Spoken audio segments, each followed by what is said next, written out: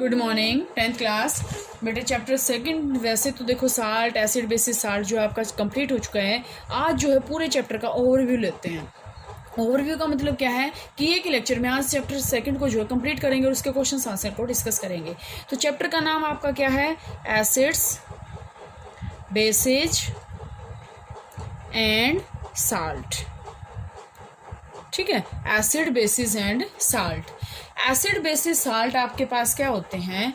Acids bases salt. सबसे पहले हम एसिड्स को डिस्कस करेंगे। Acids are those compound which release H positive या फिर H3O पॉजिटिव। बेसिस क्या होते हैं? बेसिस आपके पास होते हैं OH नेगेटिव आयंस होते हैं। OH नेगेटिव आयंस मीन्स ये रिलीज करते हैं। ठीक है, OH नेगेटिव आयंस रिलीज करते हैं। और साल्ट्स आपके पास क्या होते हैं? Salts are those compound which are formed by the combination of acid and base. कि एसिड और बेस के कॉम्बिनेशन से जो बनता है उसको हम क्या बोलते हैं? साल्ट बोलते हैं। सेकंड जो आपके पास मेन क्वेश्चन आता है इसमें, वो आपके पास कैसे आता है कि इसमें आपके पास ये पूछ लिया जाएगा कि वाटर के एब्सेंस में एसिड जो अपनी प्रॉपर्टी शो क्यों नहीं करते। क्वेश्चंस डिस्कस करेंगे, मतलब किस टाइप के आपसे क्वेश्चन जो इसमें पूछे जाएंगे। एसिड्स की जो आपसे ये पूछ लिया जाए कि in the absence of water जो है ये अपनी एसिडिक प्रॉपर्टी शो क्यों नहीं करते। तो बेटे यहाँ से देखो क्यों नहीं करते, क्योंकि जो एसिड्स होते हैं ना, ये जब H पॉजिटिव या फिर H3O पॉजिटिव आयंस रिलीज करते हैं तो only in presence of water।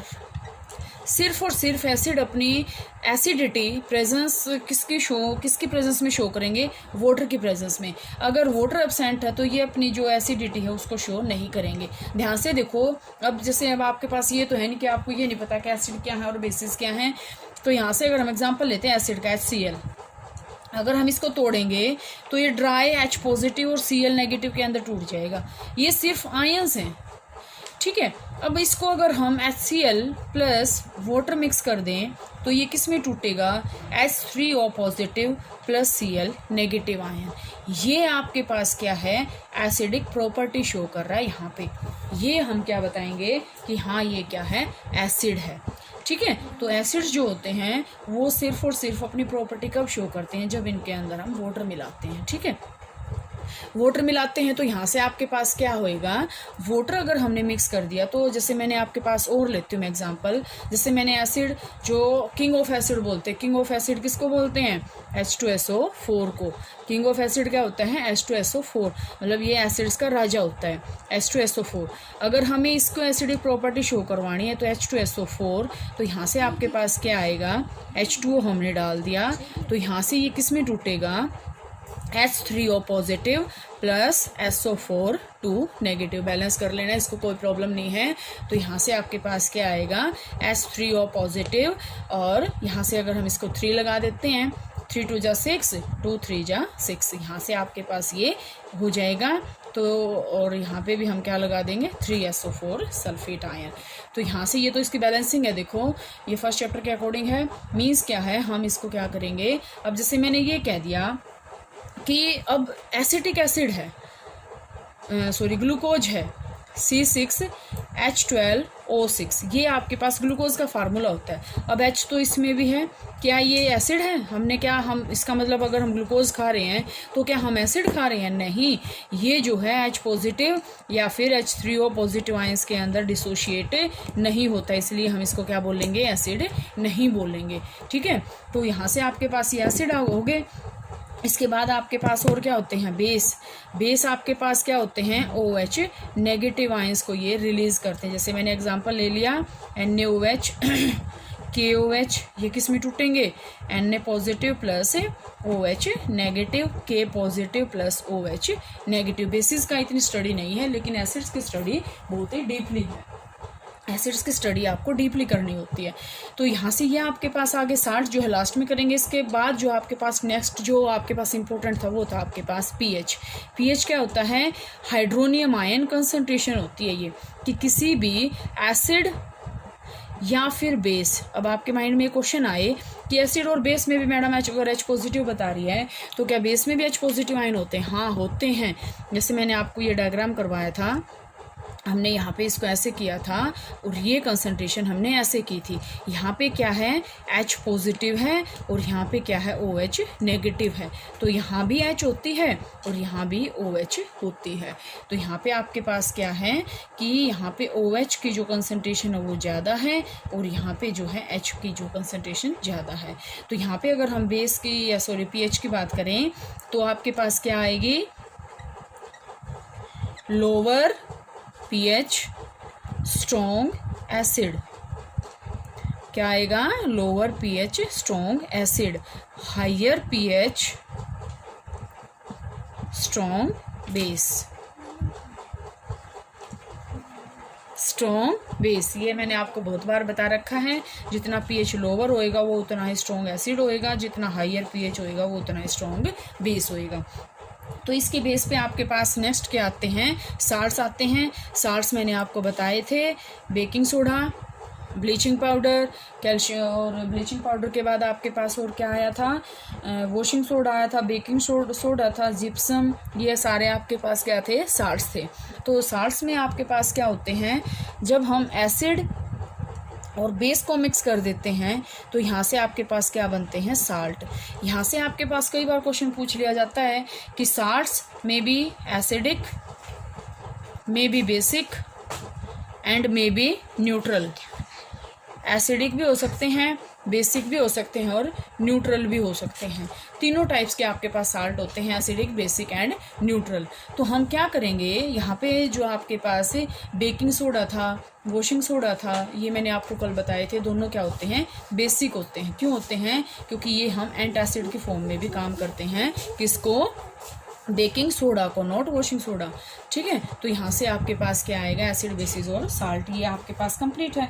इसके बाद देखो बेटा, अगर हम क्वेश्चन डिस्कस करते हैं, एक क्वेश्चन पूछ रखा है, पीएच है of gastric juice, pH of gastric juice, जो हमारे पेट में पीएच होता है उसका, सॉरी एसिड होता है, pH of gastric juice released during digestion. ये क्वेश्चन है कि गैस्ट्रिक जूस का जो पीएच है हमारे स्टमक के अंदर रिलीज होता है डाइजेशन के ड्यूरिंग, उसका पीएच कितना होना चाहिए, देखो लेस देन 7 होना चाहिए।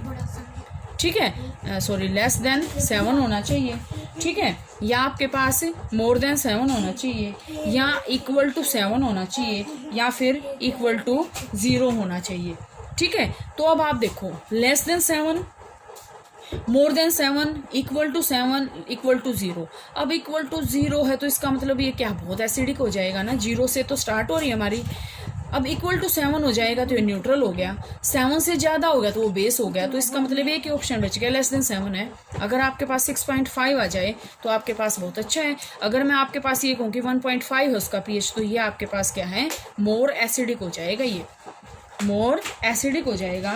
तो आपका जो मतलब पेट में, स्टमक के अंदर जो आपके पास बन रहा है वो आपके पास क्या आ जाएगा, वो आपके पास लेस देन 7 आएगा और वो आपको जो है हार्मफुल कर देगा। इसके बाद जो है नेक्स्ट क्वेश्चन आता है आपके पास कि जो पीएच रेंज है, pH range for life of plants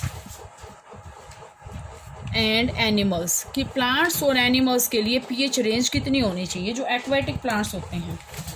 aquatic का मतलब पानी में रहने वाले प्लांट्स या एनिमल्स। एक्वाटिक प्लांट्स के लिए पीएच की रेंज कितनी होनी चाहिए। अब जैसे मैं आपके पास ऑप्शन देती हूँ, 6.5 टू 7.5, सेकेंड ऑप्शन है 2.0 टू 3.5, थर्ड है 3.5 टू 5.0 और फोर्थ है 9.0 टू 10.5। अब देखो ध्यान से देखना, 6.5 टू 7.5। ठीक है, अब आपके पास अगर ये क्वेश्चन है, अब इसको देखो, ये वैसे तो बहुत स्टेबल है क्योंकि 6.5 से और 7.5 तक जा रहा है, वो मतलब एसिड है बहुत वीक है, बेस है वो क्या है, बहुत वीक है। तो यहाँ से आपके पास ये तो स्टेबल रेंज है। लेकिन अगर हम देखें तो क्या पता इससे भी मोस्ट जो है अप्रोप्रिएट मिल जाए। 2.0 से 3.5 कितनी एसिडिक रेंज होगी, जितना लोअर पीएच उतनी हायर उसकी एसिडिटी, तो यहाँ से आपके पास क्या होगी, हाइयर एसिड हो गया। 3.5 से 5.0 ये भी क्या हो गया, मोर एसिडिक हो गया इसकी कंपैरिजन में। और 9.0 से 10.5 क्या हो गया, टोटल बेस हो गया। ठीक है, और इसने तो एसिड की रेंज पूछ रखी है। ठीक है, तो पीएच रेंज आपके पास पूछ रखे, तो आपके पास क्या आएगा 6.5 टू 7.5। ठीक है, इसके बाद और क्वेश्चन अगर हम देखें इसमें, तो आपके पास क्वेश्चन दे रखा है कि what is the chemical name of quick lime. कल भी मैंने आपको बताया था क्विक लाइम का केमिकल नेम पूछ रखा। जैसे देखो बेटा, किसी का भी केमिकल नेम अगर कोई पूछ लेना, केमिकल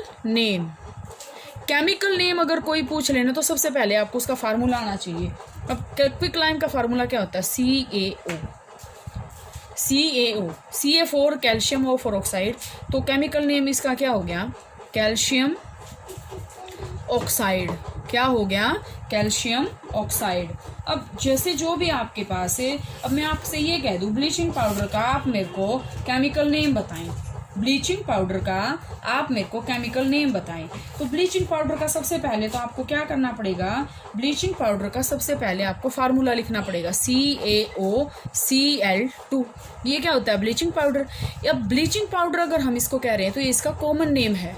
ब्लीचिंग पाउडर ये क्या है, इसका कॉमन नेम है। अगर आपसे कोई केमिकल नेम पूछ ले तो कैल्शियम ऑक्सीक्लोराइड, केमिकल नेम क्या हो जाएगा, कैल्शियम ऑक्सीक्लोराइड, ये इसका क्या हो जाएगा, केमिकल नेम। तो बेटा आपका सेकंड चैप्टर क्वेश्चंस, वैसे देखो यहाँ पे तो हम 1 मार्क के क्वेश्चन ही डिस्कस कर सकते हैं। और कोई क्वेश्चन अगर आपके माइंड में है तो वो भी हम जो है यहाँ पे डिस्कस कर सकते हैं, आप पूछो तब। लेकिन यहाँ पे आपके पास मेन तो यही है कि आपके पास क्या होता है, ये क्वेश्चंस जो हैं ऐसे हम इसमें करते हैं। और इसमें आपके पास क्या आएगा, और क्वेश्चंस जो हैं पीएच हैं, जैसे आपको ये 2 या 3 मार्क्स के क्वेश्चन है। मैं अभी आपका जैसे इसमें जो लास्ट ईयर के क्वेश्चन है वो लेके बैठी हुई हूँ। तो यहाँ से जो डिस्कशन के क्वेश्चन थे वो मोस्टली यही थे। बाकी आप इसको सेकंड चैप्टर को कम्प्लीटली अच्छे से कर लो।